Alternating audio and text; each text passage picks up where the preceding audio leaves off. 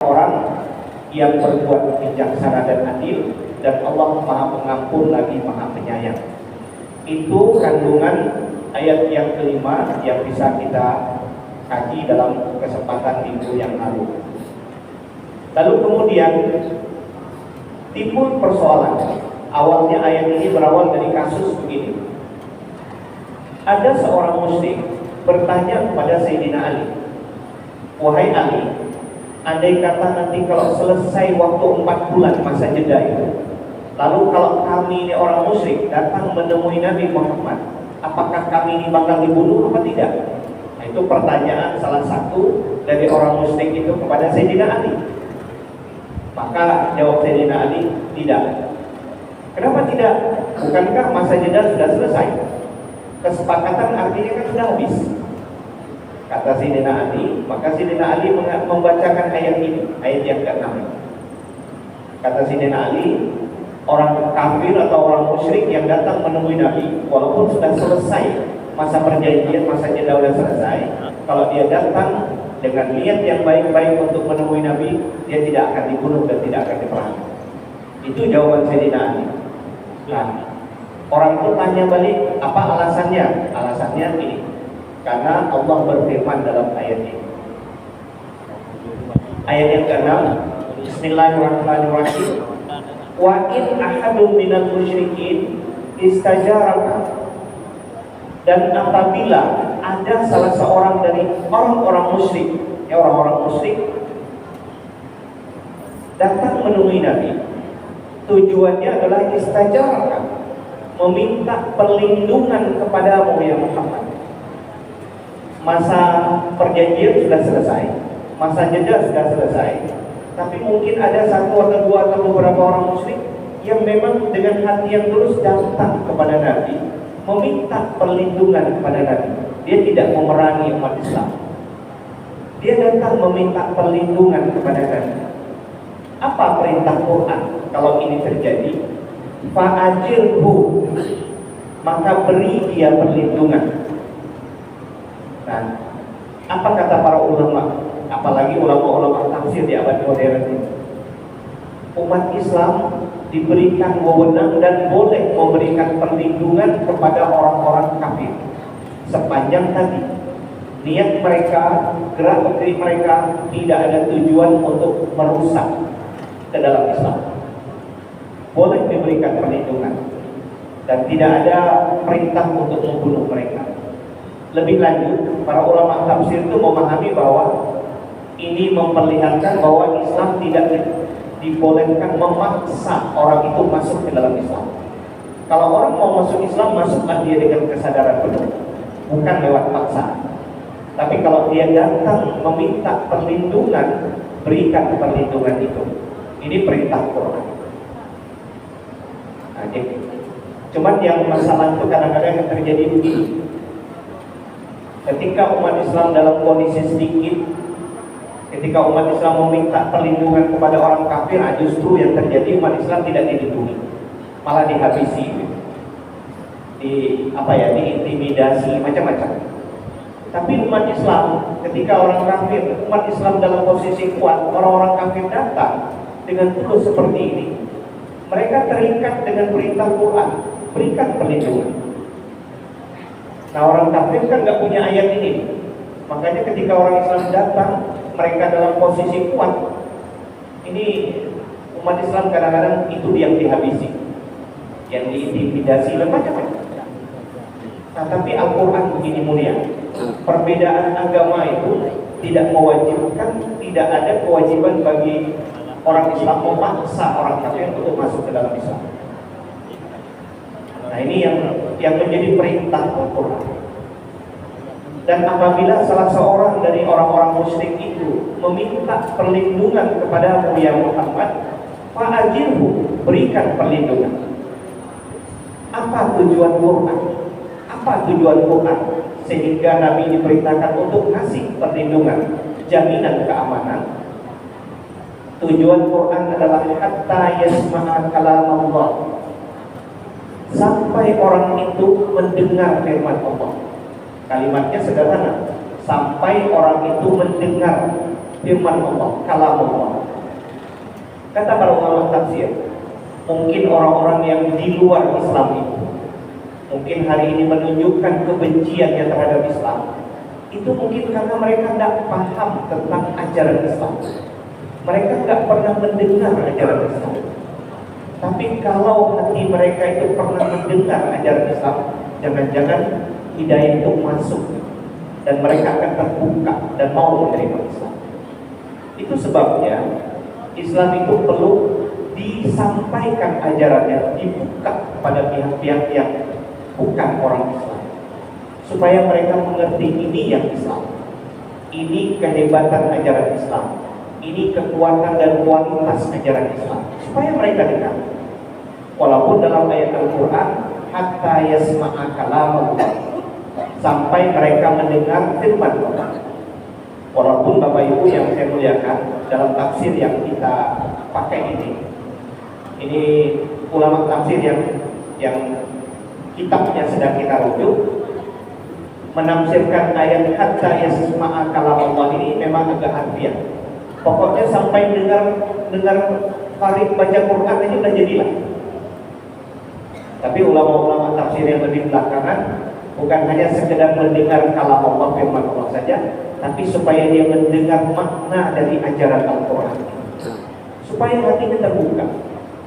Jadi mungkin ada pihak hari ini yang membenci Islam, yang memusuhi Islam. Bisa saja salah satu penyebabnya karena mereka tidak paham akan ajaran Islam. Nah, jadi tugas kita adalah memperdengarkan ajaran Islam itu kepada pihak yang tadi, mereka-mereka yang belum pernah mendengarkan kualitas ajaran Islam, belum pernah mendengarkan ajaran Allah, belum pernah mendengar firman Allah. Nah, itu sehingga hati mereka belum terbuka. Jadi kata para ulama, ayat ini sesungguhnya adalah dakwah yang harus diperluas bagi kita tentang Al-Quran dan ajaran Islam ini. Nah, kepada Nabi juga begitu. Kalau ada orang musyrik, walaupun dia musyrik, datang kepada Nabi meminta perlindungan, meminta jaminan keamanan, padahal sudah tidak ada lagi perjanjian. Kata Quran, fa'ajirhu, berikan perlindungan pada orang itu. Gunanya adalah biarlah dia mendengar firman Allah, biarlah dia mendengar kalam Allah, biarlah dia mendengar ajaran-ajaran Allah. Kalau dia sudah mendengar, baik nanti hasilnya dia mau beriman atau tidak, kata Quran. Kalau dia beriman, alhamdulillah. Kalau dia tidak beriman, bagaimana? Apakah dia harus dibunuh? Jawaban Al-Quran, tidak. Summa ablighu ma'mana. Kalau dia sudah mendengar ajaran Islam ini, kalaupun nanti dia tidak beriman, nah, lepaskan dia secara aman, antarkan dia ke tempat yang aman, jangan dia apa-apa. Jadi ada riwayat yang menarik. Ada seorang kafir yang berkali-kali didakwahi oleh Nabi untuk masuk ke dalam Islam, dia tidak mau. Bahkan di hadapan Nabi itu dia berani ngomong. Apa dia ngomong? Muhammad, di antara semua wajah manusia yang saya pernah lihat, yang paling saya nggak suka ya wajah kamu ini. Nah, begitu di depan Nabi. Di depan Nabi dia ngomong, di antara sekian banyak wajah manusia yang saya lihat, yang saya nggak suka itu wajah kamu ini. Di depan Nabi dia bilang. Nabi nggak marah. Padahal dia dalam posisi sedang ditawan. Kata Nabi adalah, lepaskan aja lah dia. Lepaskan aja. Lepaskan. Nah, dalam pulangnya itu, ketika dia pulang ke kampungnya di dusun Baduy, dalam perjalanan pulang itu merenung dia. Kok kenapa ya saya sampai ngomong seperti itu di hadapan Muhammad itu? Kok sekeras itu saya ngomong?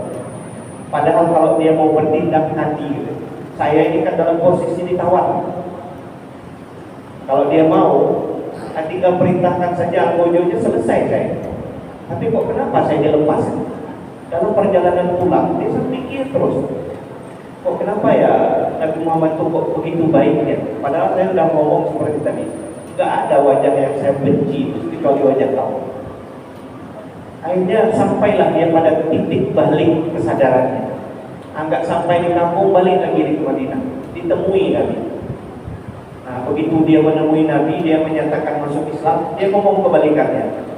Muhammad, di antara semua wajah yang pernah saya lihat untuk saat ini, nggak ada wajah yang paling saya sukai kecuali wajah. Nah, begitu. Nah, itu akhlak Nabi itu. Nah, padahal Nabi kalau mau ya tinggal suruh bunuh aja selesai. Tapi tidak, lepaskan aja, lepaskan. Biar aja. Kalau dia nggak mau ya mungkin hidayah Allah dulu. Ya, dilepas orangnya. Nah, ini yang pernah terjadi. Maka tujuan Quran, kalau ada yang meminta perlindungan, berikan perlindungan. Biar selama dia mendapatkan perlindungan itu, dia mendengar bagaimana Islam itu dipraktekkan, bagaimana Islam itu diajarkan, bagaimana Islam itu yang sebenarnya. Kalau nanti hatinya mendapatkan hidayah, dia masuk ke dalam Islam, alhamdulillah. Tapi kalaupun tidak, kata Quran, tsumma ablighu ma'man, kemudian lepaskan dia secara aman, sampaikan dia ke tempat yang aman, bebaskan dia ke tempat yang aman, jangan diganggu-ganggu. Tapi dengan catatan, sepanjang dia tidak punya iktikat dan gelagat untuk merusak ke dalam Islam dan mengganggu. Ya. Nah, maka kata para ulama, hari ini pun sesungguhnya kita, apalagi dalam dunia kita yang sudah sangat beragam, kita dalam pergaulan keseharian mungkin saja punya teman semuamalah kita itu adalah orang-orang yang bukanlah orang Islam. Maka dalam konteks seperti itu, dalam sudut pandang Al-Quran, tidak boleh kita mengganggu mereka walaupun berbeda keyakinan. Kita boleh bekerja sama, tapi dengan keyakinan tetap berbeda, tidak ada masalah. Sepanjang mereka tidak ada indikasi, tidak ada petunjuk, tidak ada niat untuk merusak Islam. Nah, pada saat yang sama tentu umat Islam juga tetap diperintahkan untuk selalu berhati-hati. Jadi supaya ikhwan. Nah, lalu Al-Quran memberikan penjelasan. Jadi kenapa harus diberikan perlindungan, diberikan jaminan keamanan? Alasan Quran adalah zalika bi annahum qaumul la ya'lamun. Hal itu harus kamu lakukan ya Muhammad, karena sesungguhnya mereka yang musyrik tadi, yang datang minta perlindungan tadi, itu adalah kaum yang mereka tidak tahu tentang hakikat Islam ini. Kalau mereka tahu, mungkin nggak gitu sikap. Zalika bi annahum qaumul la ya'lamun. Hal itu disebabkan karena sesungguhnya mereka adalah kaum yang tidak mengetahui akan makna ajaran Al-Quran, makna ajaran Allah, makna ajaran Rasul, makna ajaran Islam. Jadi sekali lagi ayat ini memberikan pesan yang sangat dalam. Islam itu seharusnya disampaikan kepada siapapun. Biarlah orang mendengar firman Allah, tapi dengan cara-cara yang benar. Dan kita tidak diperintahkan untuk mengajarkan Islam ini atau mendakwahkan Islam ini dengan kekerasan. Nah, ayat 6 ini seolah-olah menjadi jeda sedikit dari penjelasan Al-Quran tentang pembatalan kesepakatan dengan orang musyrik. Jadi ayat ini agak nyimpang sedikit ceritanya. Lalu kemudian ayat yang ke-7 balik lagi ke fokus utama soal pembatalan itu. Nah, kita masuk ke ayat yang ke-7. Ayat yang ke-7 ini intinya adalah kenapa orang bisa bertanya, kenapa Al-Quran membatalkan perjanjian dengan orang musyrik? Padahal sebelum ini kan Nabi sudah mengikat perjanjian. Kenapa Quran terkesan secara sepihak memutuskan perjanjian itu? Kan sebelum ini Nabi sudah juga, kalau kita buka ayat, Nabi pernah melakukan perjanjian dengan orang musyrik itu pada tahun ke-6 Hijrah. Minggu yang lalu kita sampaikan. Tahun ke-6 Hijrah itu Nabi ingin melaksanakan umrah. Berangkatlah Nabi dan sejumlah sahabat bersama dengan orang-orang muslim dari Madinah menuju Mekah. Tetapi tahun itu begitu sampai di sebuah tempat yang namanya Hudaybiyah, Nabi dicegat oleh orang-orang musyrik Mekah lalu kemudian tidak diizinkan masuk untuk melaksanakan umrah, dan di situ akhirnya terjadi perjanjian yang kita kenal dengan perjanjian Hudaybiyah. Nah, tempat Hudaybiyah ini minggu yang lalu juga kita sampaikan, Bapak Ibu yang melaksanakan haji atau umrah itu salah satu akses jalan kalau kita menuju ke Arafah itu biasanya ada akses jalan tempelannya Hudaybiyah. Nah, Hudaybiyah itu sebetulnya salah satu tempat yang kita boleh milih di situ. Jadi dari arah Madinah itu biasanya kalau yang umrah misalnya, kalau dia ke Madinah dulu biasanya tempatnya memang di Bir Ali atau di Masjid Fatimah itu, di Fatimah itu memang tempat yang terdekat. Tapi ada lagi yang tempat berikutnya, yaitu Hudaybiyah. Kalau nggak ngambil di Bir Ali sebetulnya boleh ngambil di Hudaybiyah itu. Hudaybiyah. Yang paling dekat lagi Tanim. Biasanya kalau mengambil umrah beberapa kali misalnya dari Mekah ngambil umrah yang dekat ke Tanim aja. Dari Tanim baru ngambil dekatnya di Tanim aja. Tanim itu udah paling dekat. Ya paling mungkin 5 kilo lah ya dari Mekah ya. Tapi kalau Hudaybiyah itu agak jauh, agak belasan kilo juga. Nah, dulu Nabi pernah tertahan di situ dan dilakukan perjanjian. Nah, perjanjian itu kan kenapa dibatalkan oleh Quran? Orang bisa bertanya seperti itu. Maka kemudian ayat ini menjawab, kalau kembali ke hakikatnya, kata Quran, mestinya nggak ada lah perjanjian dengan orang musyrik. Bagaimana mau terikat perjanjian? Musyrik itu bagaimanapun hatinya itu tetaplah menentang Allah dan Rasul. Kalau mau dikembalikan ke pangkal masalah, mestinya kita nggak perlu terikat perjanjian dengan mereka. Cuman kenapa Nabi terikat perjanjian? Ini karena realitas atau kenyataan di lapangan. Jadi antara persoalan hakikat kadang-kadang agak berbeda dengan kenyataan di lapangan. Jadi Quran ini sedang, kalau mau dikembalikan ke akar masalah, kata Quran, mestinya orang-orang kafir itu nggak perlu mengadakan kesepakatan. Allah nggak perlu punya kesepakatan dengan orang kafir. Tapi persoalan kehidupan nggak begitu. Di dunia nyatanya nggak begitu. Apa yang menjadi teori itu kadang-kadang belum tentu bisa wujud dalam praktek. Gitu ya. Nah, ini Quran sedang mengatakan alasan. Kenapa jadi harus dibatalkan? Kata Quran, itu ternyata sejumlah perjanjian yang dibuat oleh Nabi itu sesungguhnya sudah terjadi pengkhianatan. Nah, pengkhianatan inilah yang kemudian membuat Al-Quran mengambil sikap harus dibatalkan. Jadi Quran setuju dengan perjanjian untuk kehidupan di dunia nyata, tapi mestinya ketika telah terjadi perjanjian, mestilah konsisten semua pihak akan isi perjanjian. Tapi jika salah satu pihak sudah melanggar, maka pihak lain berhak untuk membatalkan itu. Nah, maka dalam pandangan Quran yang terjadi pada orang musyrik itu begitu. Mereka menandatangani perjanjian, tapi di belakang mereka melakukan pengkhianatan. Nah, itu persoalannya kata Quran. Kalau mereka aman-aman saja, setia saja dengan isi perjanjian, maka Quran tidak akan membatalkan. Nah, dalam kerangka seperti itulah kita baca ayat yang ke-7 ini. Kaifa yakunu lil musyrikina ahdun indallah wa inda rasulih. Bagaimana mungkin kalau menurut hakikatnya kata Quran, bagaimana mungkin akan ada bagi orang musyrik itu terikat perjanjian dengan Allah dan Rasul? Tidak mungkin, karena secara akidah beda. Rasul meyakini Allah, orang musyrik tak meyakini Allah.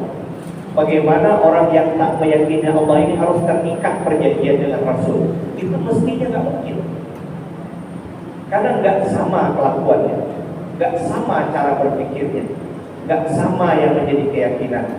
Mestinya begitu, kata Quran. Sehingga sejak awal digariskan dulu oleh Al-Quran, kaifa yakunu lil musyrikina ahdun indallahi wa inda rasulih. Bagaimana mungkin akan ada bagi orang-orang musyrik itu perjanjian di hadapan Allah dan di hadapan Rasul? Mestinya nggak boleh ada, karena sangat jauh bedanya.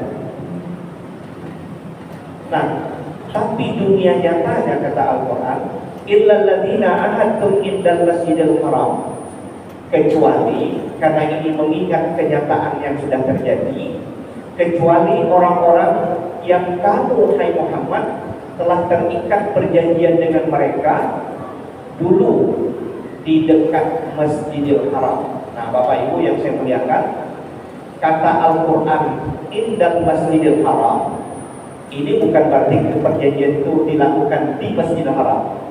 Kata ulama tafsir, yang dimaksud indal Masjidil Haram ini adalah perjanjian yang dilakukan dekat dengan Masjidil Haram. Maksudnya perjanjian Hudaybiyah dulu yang tahun ke-6 Hijrah. Nah, yang sedang dikatakan Quran itu mengingat kenyataan yang sudah terjadi.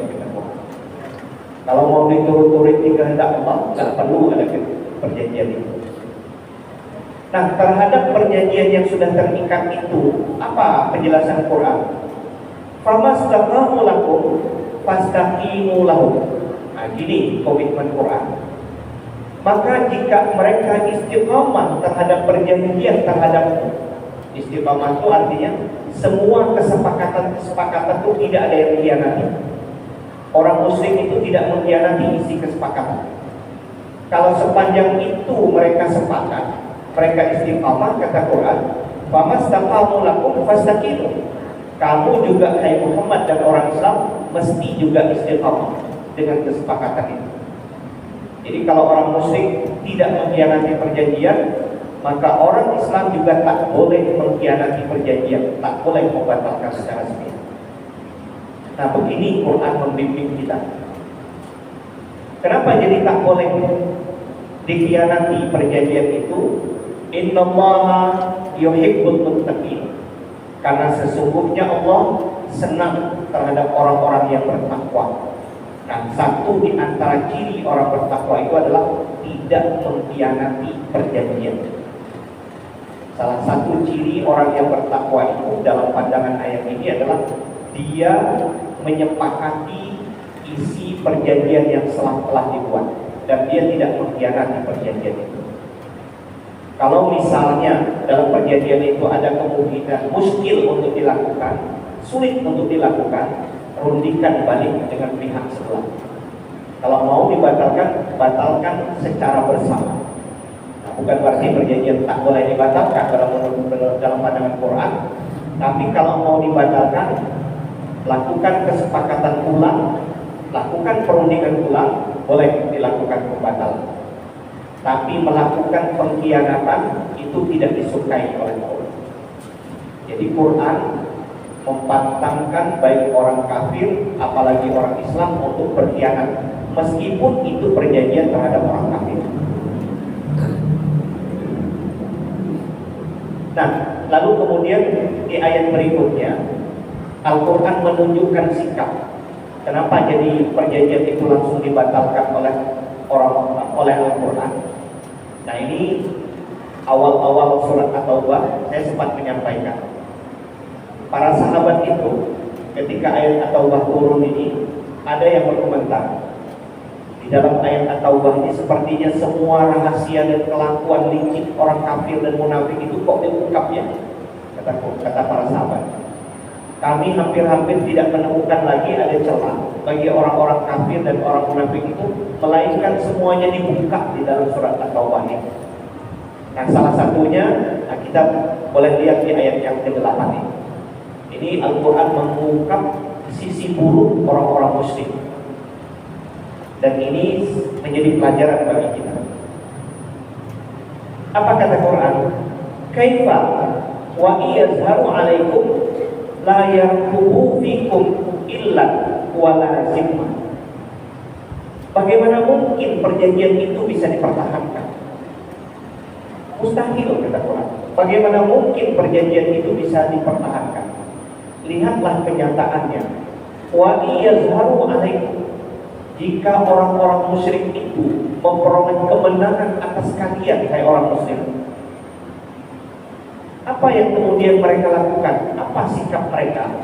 La yarkabu fikum illa wala zimma.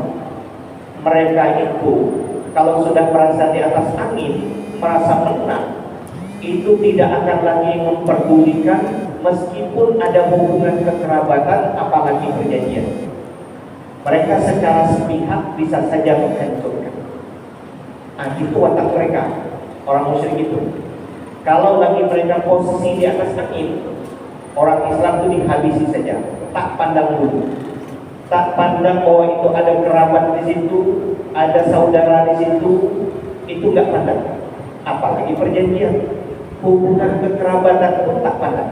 Kalau orang kafir itu sudah berada di posisi atas, itu sikap mereka terhadap orang musyrik. Sikap mereka terhadap orang muslim. Nah, itu orang musyrik itu begitu, kata Quran. Nah, orang munafik itu kayak gitu juga. Jadi, wa iyazharu alaikum, jika mereka itu nampak atau menang atas kalian, hai orang Islam. Nah, Bapak Ibu yang saya muliakan, ayat ini agak sedikit saya terjemahkan agak bebas, tapi jika ingin memahami bagaimana caranya kita memahami kenapa ayat ini mengesankan bahwa orang musyrik itu dalam posisi menang atas orang muslim. Jawabannya jika dicermati, itu di ujung ayat itu wa iyazharu alaikum. Jadi kata ala itu dalam bahasa Arab itu artinya menunjukkan bahwa orang itu berada di atas dan satu pihak berada di bawah. Jadi yang yazharu itu orang kafir, yang berada di posisi rendah itu orang muslim. Itu cara memahami ayat ini. Jadi kata Quran, itu ketika orang musyrik itu berada dalam posisi menang, dia berada dalam posisi di atas angin, dalam posisi lebih tinggi, dan umat Islam dalam posisi terjepit, kalah. Nah, di situ mereka tak pandang bulu. Tak ada lagi cerita saudara, tak ada lagi cerita kerabat, dihabisinya semua orang. Nah, itu sifat mereka. Dan ini dibuka oleh Allah.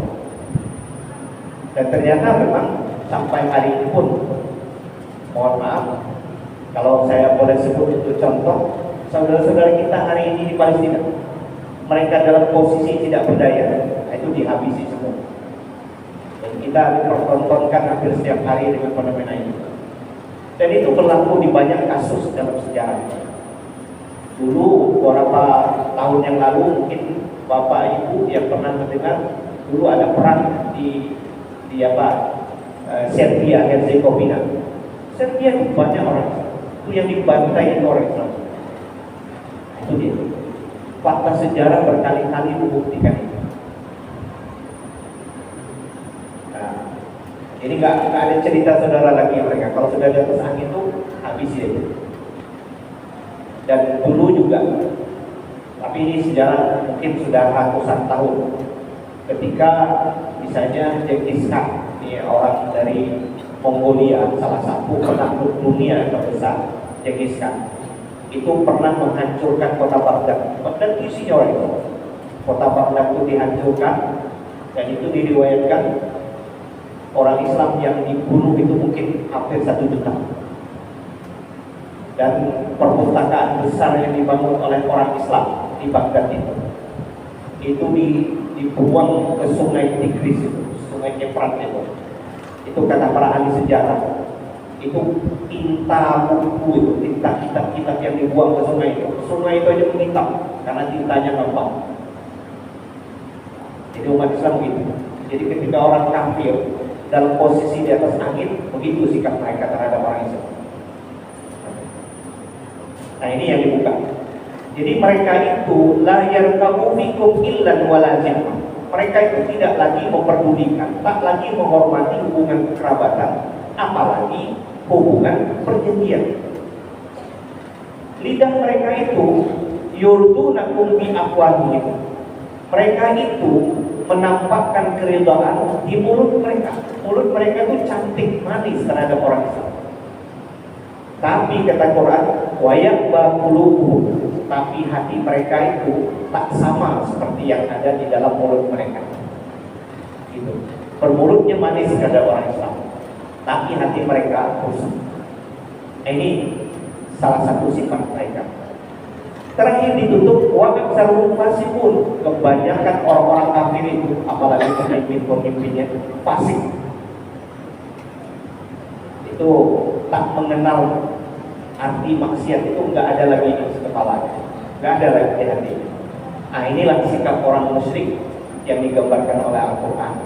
Walaupun ayat ini 1400 tahun yang lalu turun, tapi faktanya inilah yang terjadi dan seringkali menimpa umat Islam. Patut menjadi perhatian bagi kita.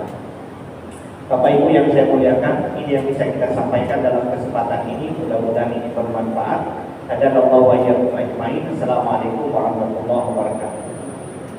A'udzubillahi minasyaitonir rajim. Bismillahirrahmanirrahim. Alhamdulillahirabbil alamin wassalatu wassalamu ala asyrofil mursalin sayyidina maulana Muhammadin wa ala alihi washabihi ajmain. Allahumma anfa'na bima 'allamtana wa 'allimna ma yanfa'una wa zidna ilman nafi'an wa hidayatan wa tawfiqan.